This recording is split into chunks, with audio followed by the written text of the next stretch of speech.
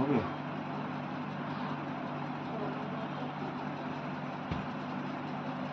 बोलो सच्चिदानंद भगवान की जय, मातृ महादेव की जय, वृंदावन कृष्ण चंद्र की जय, पवन सुत हनुमान की जय, गोस्वामी तुलसीदास जी की जय, श्री गुरुदेव महाराज की जय।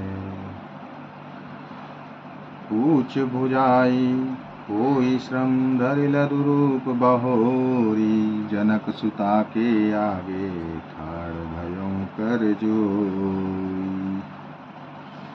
ऊंच भुजा कर थकावट दूर करके और फिर छोटा सा रूप धारण कर हनुमान जी श्री जानकी जी के सामने हाथ जोड़कर जा खड़े हुए। हनुमान जी ने कहा, हे माता, मुझे कोई चिन्ह पहचान दीजिए। जैसे श्री रघुनाथ जी ने मुझे दिया था, तब सीता जी ने चूड़ामणि उतार कर दी। हनुमान जी ने उसको हर्षपूर्वक ले लिया। जानकी जी ने कहा, हे तात, मेरा प्रणाम निवेदन करना और इस प्रकार कहना, हे प्रभु, यद्यपि आप सब प्रकार से पूर्ण काम है, आपको किसी प्रकार की कामना नहीं है, तथापि दीनों दुखियों पर दया करना आपका विरध है और मैं दीन हूँ, अतः उस विरध को याद करके हे नाथ मेरे भारी संकटों को दूर कीजिए। हे तात, इंद्रपुत्र जयंत की कथा घटना सुनाना और प्रभु को उनके बाण का प्रताप समझाना, स्मरण करना। यदि महीने भर में नाथ न आए तो फिर मुझे जीती न पाएंगे। हे हनुमान, कहो मैं किस प्रकार प्राण रखूं। हे तात, तुम भी अब जाने को कह रहे हो। तुमको देखकर छाती ठंडी हुई थी, फिर मुझे वही दिन और वही रात। हनुमान जी ने जानकी जी को समझाकर बहुत प्रकार से धीरज दिया और उनके चरण कमलों में सिर नवाकर श्री राम जी के पास गमन किया। चलते समय उन्होंने महाध्वनि से भारी गर्जना किया, जिसे सुनकर राक्षसों की स्त्रियों के गर्भ गिरने लगे। समुद्र लांघ कर वे इस पार आए और उन्होंने वानरों को किलकिला शब्द हर्ष ध्वनि सुनाया। हनुमान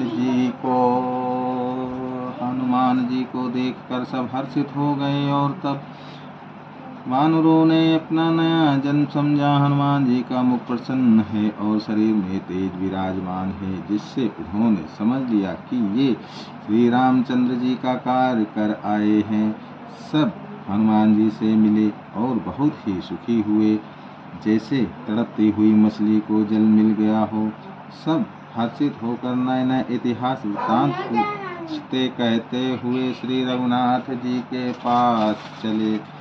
तब सब लोग मधुवन के भीतर आए और अंगद की सम्मति से सबने मधुर फल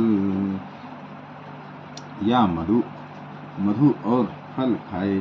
जब रखवारे वर्जन लागे, तब भूसों की मार मारते ही सब रखवाले भाग छूटे। उन सब ने जाकर पुकारा कि युवराज अंगद वन उजाड़ रहे हैं। या सुनकर सुग्रीव हर्षित हुआ कि वानर प्रभु का कार्य कर आए हैं। यदि सीता जी की खबर न पाई होती तो क्या वे मधुवन के फल खा सकते थे। इस प्रकार राजा सुग्रीव मन में विचार कर ही रहे थे कि समाज सहित वानर आ गए। सब ने आकर सुग्रीव के चरणों में सिर नवाया। कपिराज सुग्रीव सभी से बड़े प्रेम के साथ मिले। उन्होंने कुशल पूछी, तब वानरों ने उत्तर दिया, आपके चरणों के दर्शन से सब कुशल है। श्री राम जी की कृपा से विशेष कार्य हुआ, कार्य में विशेष सफलता हुई है। हे नाथ, हनुमान ने ही सब कार्य किया और सब वानरों के प्राण बचा लिए। यह सुनकर सुग्रीव जी हनुमान जी से फिर मिले और सब वानरों समेत श्री रघुनाथ जी के पास चले। श्री राम जी ने जब वानरों को कार्य किए हुए आते देखा, तब उनके मन में विशेष हर्ष हुआ। दोनों भाई स्फटिक शिला पर बैठे थे। सब वानर जाकर उनके चरणों पर गिर पड़े। दया की राशि श्री रघुनाथ जी सबसे प्रेम सहित गले लगकर मिले और कुशल पूछी। वानरों ने कहा, हे नाथ, आपके चरण कमलों के दर्शन पाने से अब कुशल है। जामवन ने कहा, हे रघुनाथ जी सुनिए, हे नाथ, जिस पर आप दया करते हैं उसे सदा कल्याण और निरंतर कुशल है। देवता, मनुष्य और मुनि सभी उस पर प्रसन्न रहते हैं।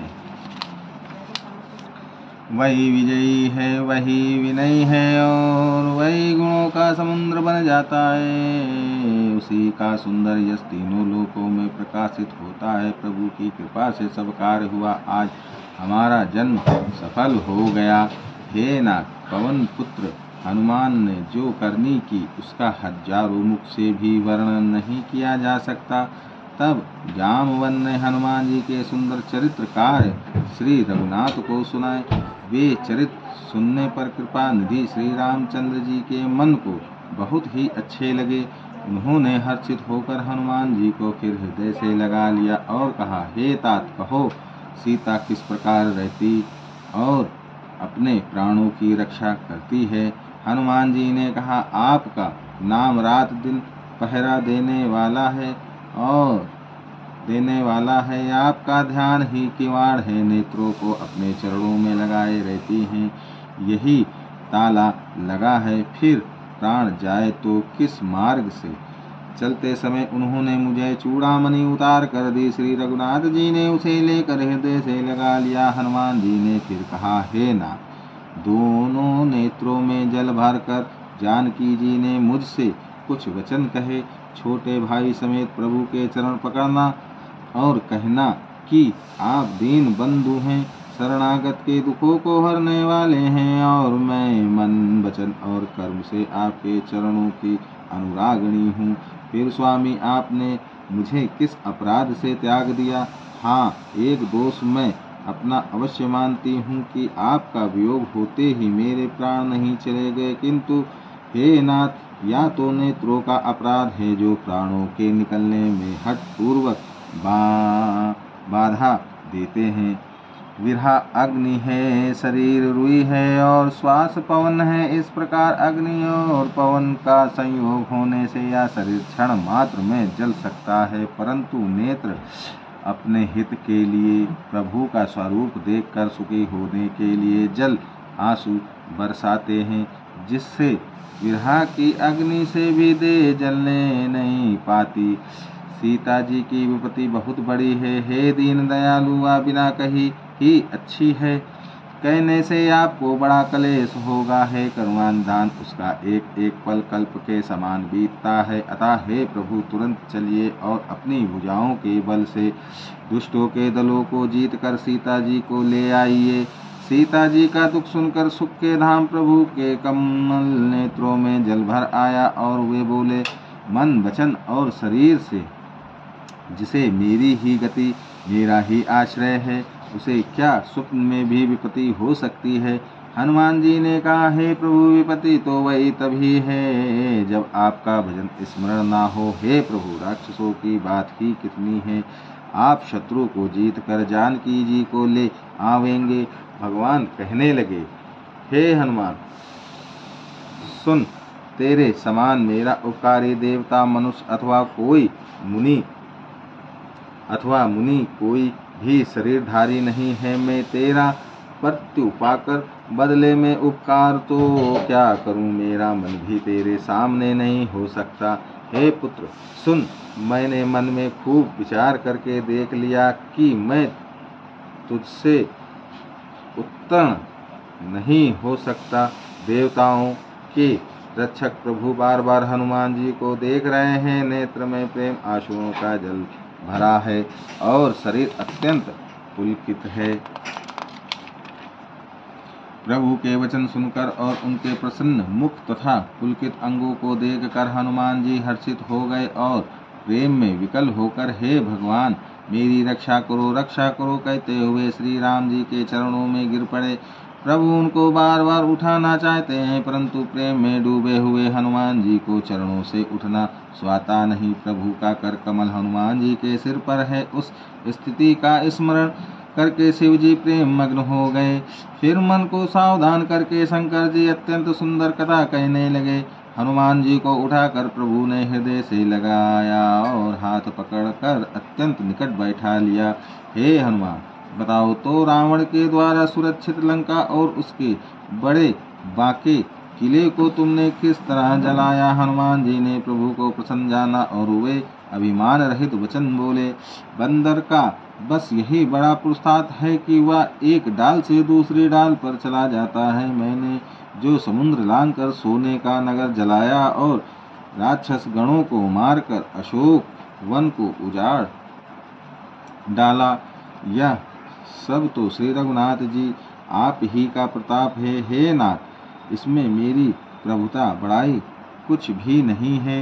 हे प्रभु, जिस पर आप प्रसन्न हो उसके लिए कुछ भी कठिन नहीं है। आपके प्रभाव से रुई, जो स्वयं बहुत जल्दी जल जाने वाली वस्तु है, बड़वा नल को निश्चय ही जला सकती है, अर्थात असंभव भी संभव हो सकता है।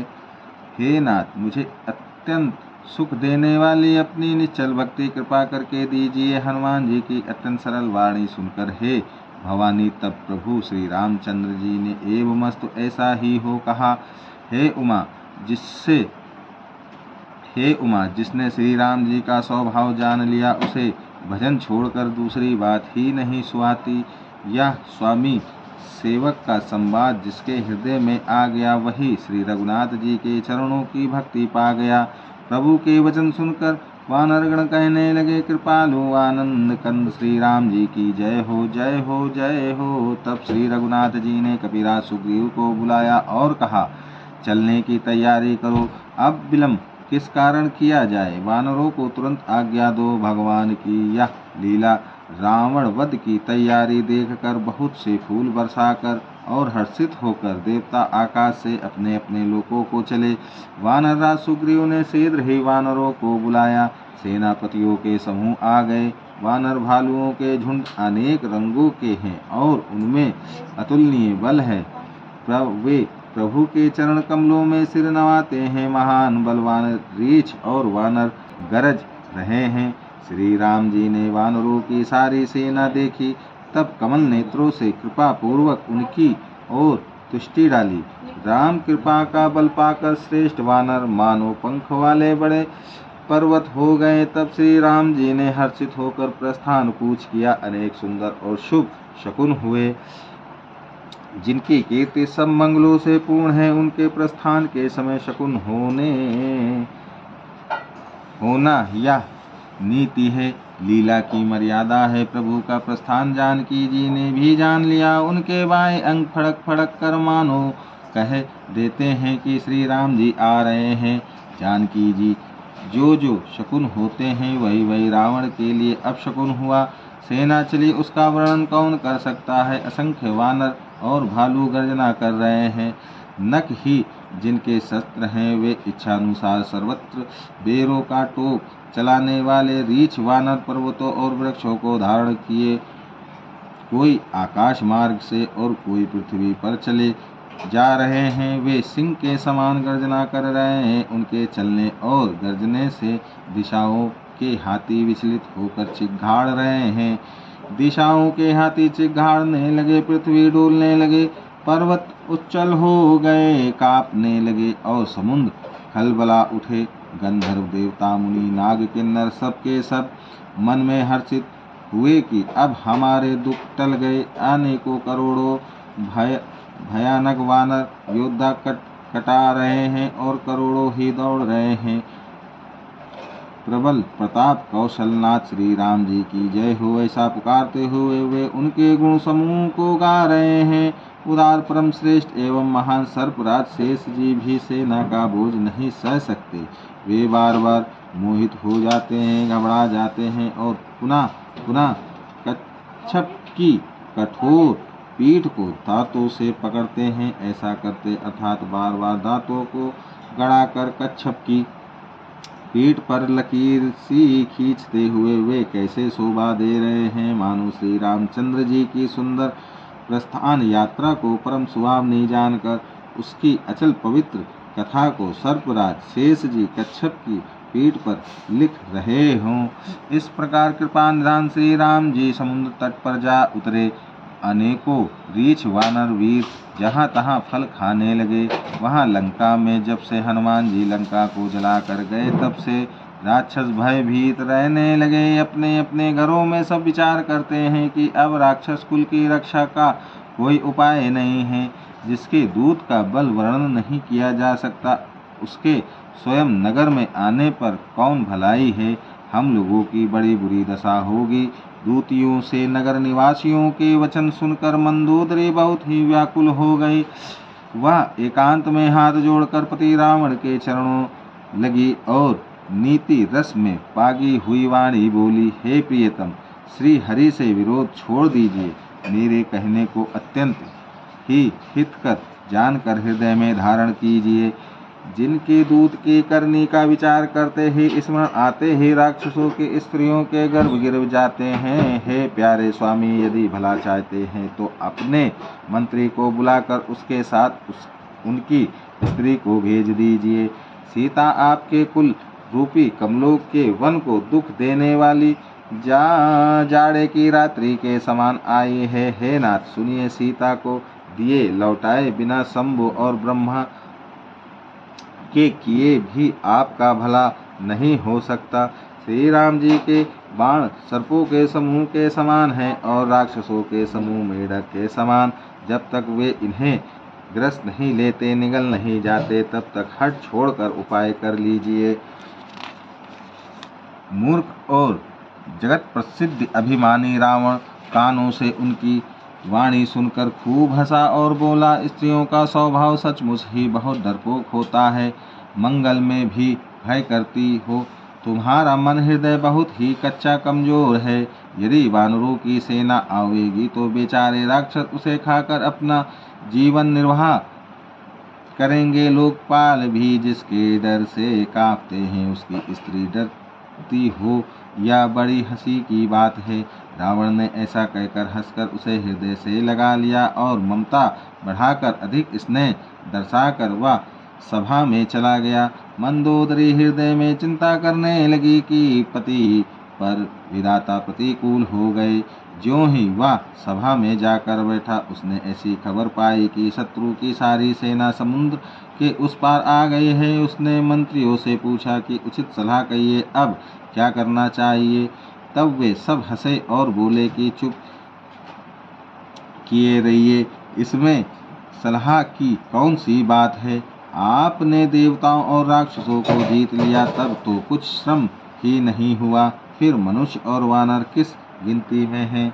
मंत्री, वैद्य और गुरु, ये तीन यदि अप्रसन्नता के भय या लाभ की आशा से हित की बात न कहकर प्रिय बोलते हैं, ठाकुर सुहाती कहने लगते हैं, तो क्रमशः राज्य, शरीर और धर्म, इन तीनों का शीघ्र ही नाश हो जाता है।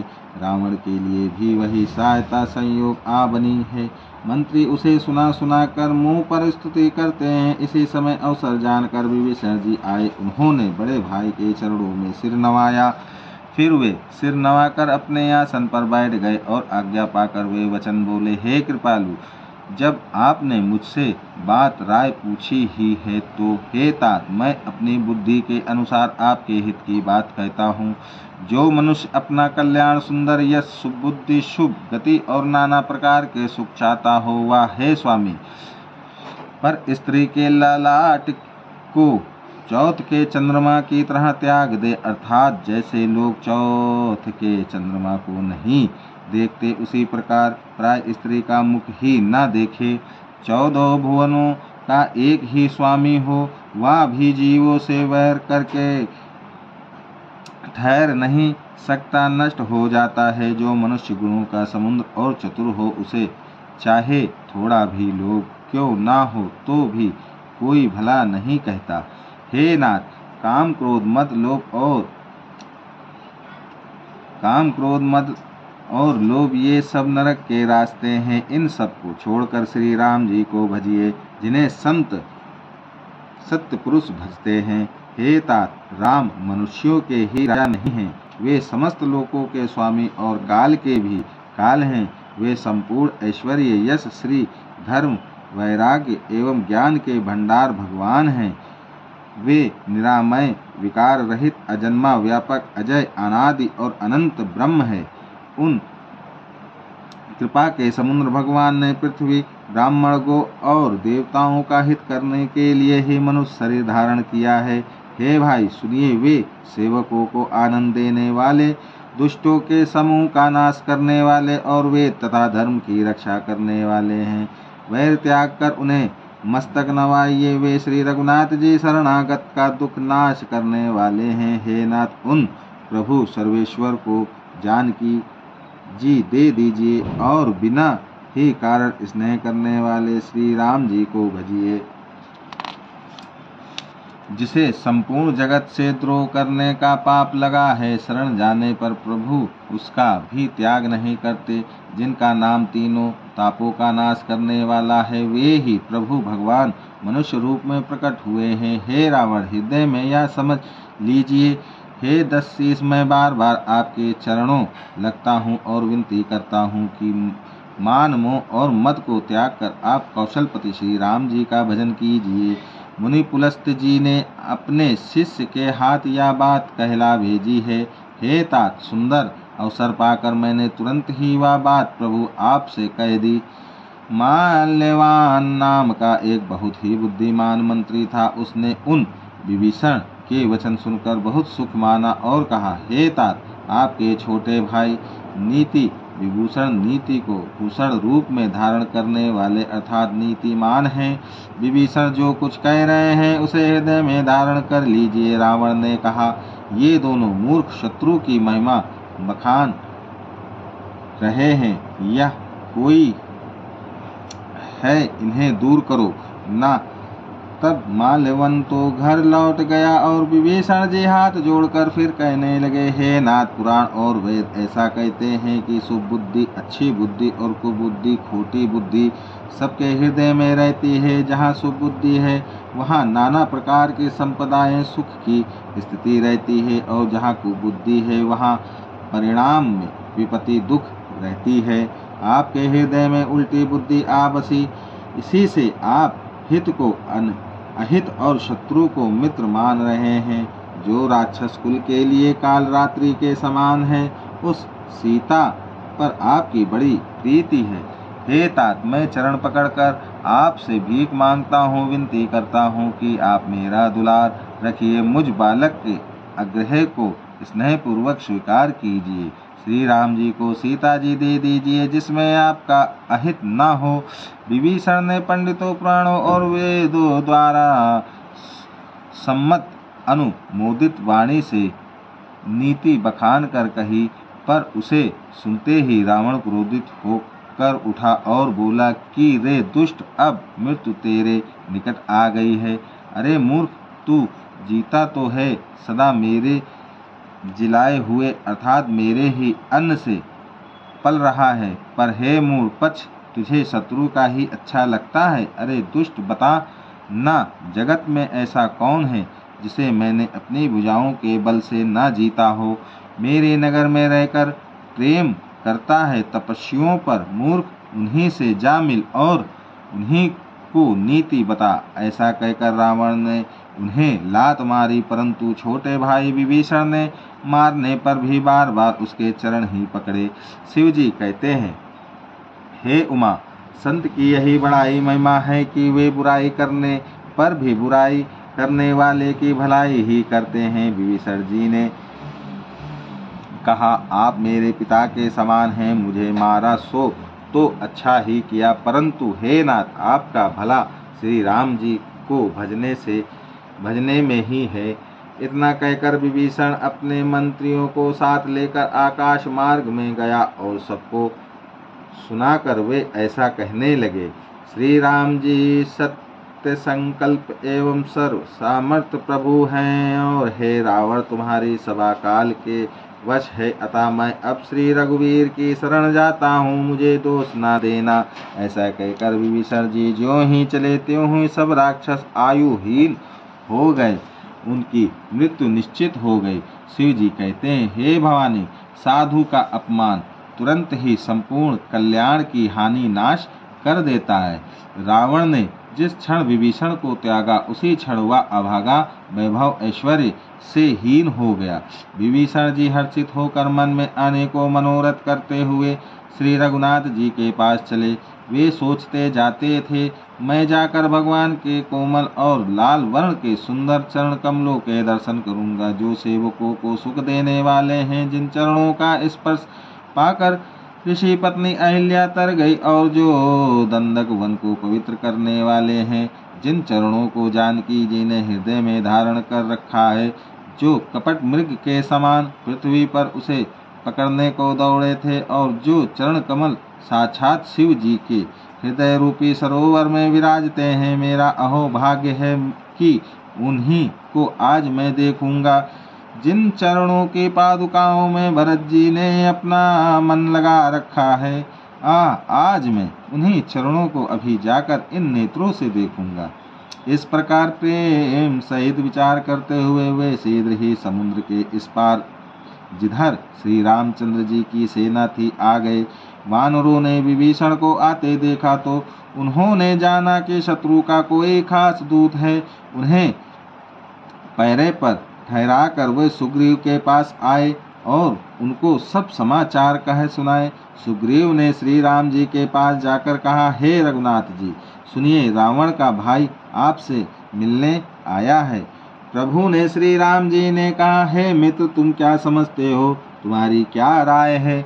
वानरराज सुग्रीव ने कहा, हे महाराज, सुनिए, राक्षसों की माया जानी नहीं जाती, या इच्छा अनुसार रूप बदलने वाला छली ना जाने किस कारण आया है।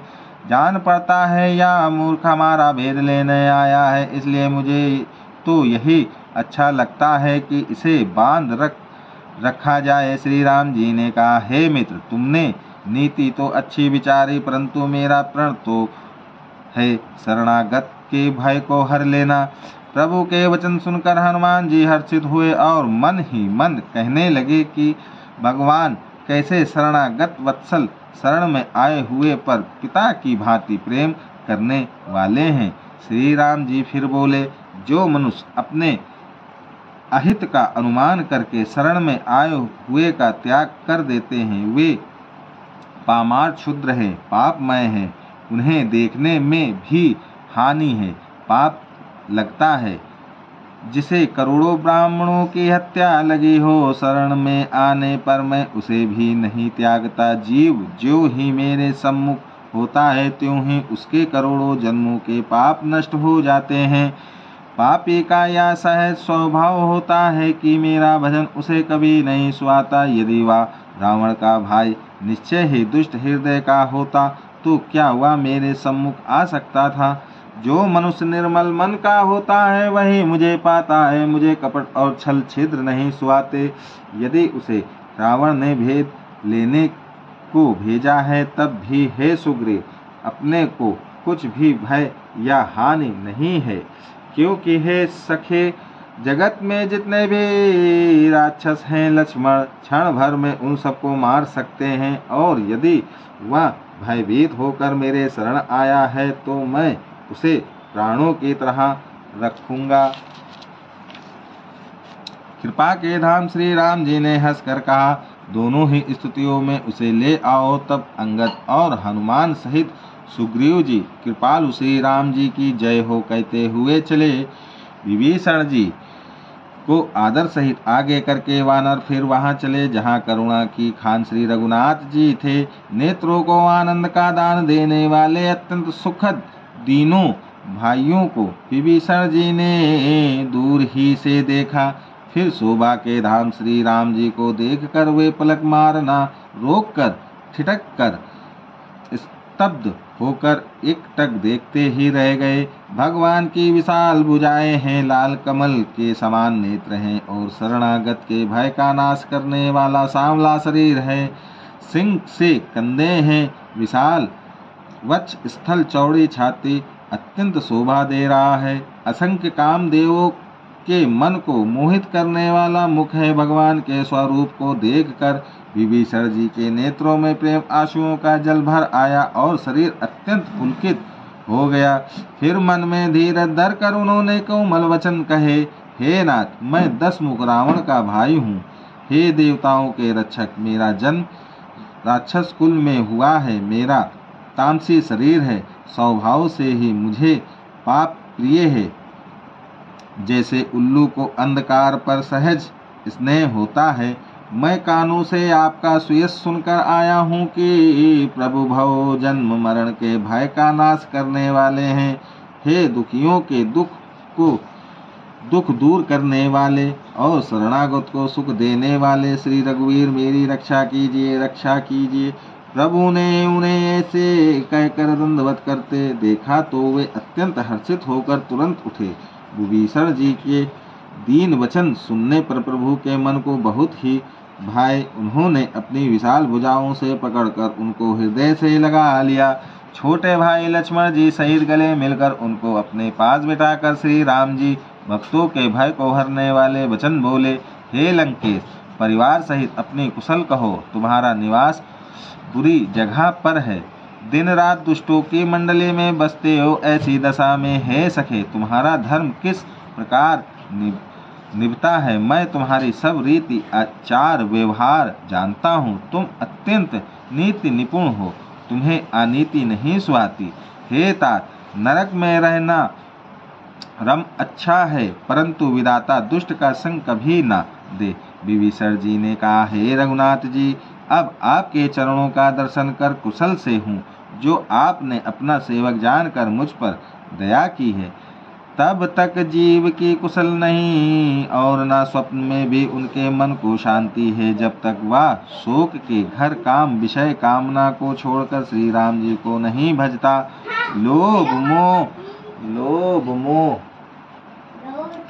मत्सर मद और मान आदि अनेकों दुष्ट तभी तक हृदय में बसते हैं जब तक कि धनुष बाण और कमर में तरकस धारण किए हुए श्री रघुनाथ जी हृदय में नहीं बसते।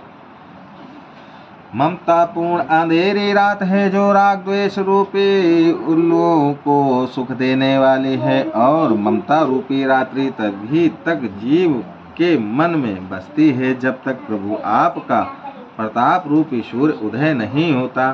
श्री राम जी, आपके चरण बिंदु के दर्शन कर अब मैं कुशल से हूँ। मेरे भारी भय मिट गए हैं। कृपालु, आप जिस पर अनुकूल होते हैं उसे तीनों प्रकार के भवशूल आध्यात्मिक, अधिदैविक और अधिभौतिक ताप नहीं व्यापते।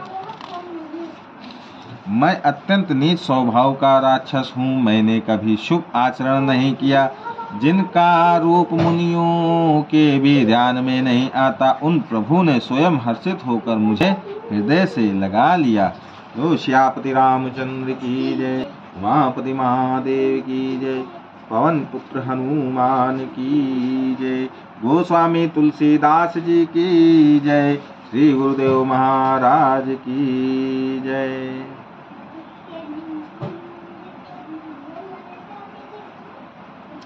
श्री राम। तुम पुनि राम राम दिन राति, सादर जपहु अनंग अराती। तुम पुनि राम राम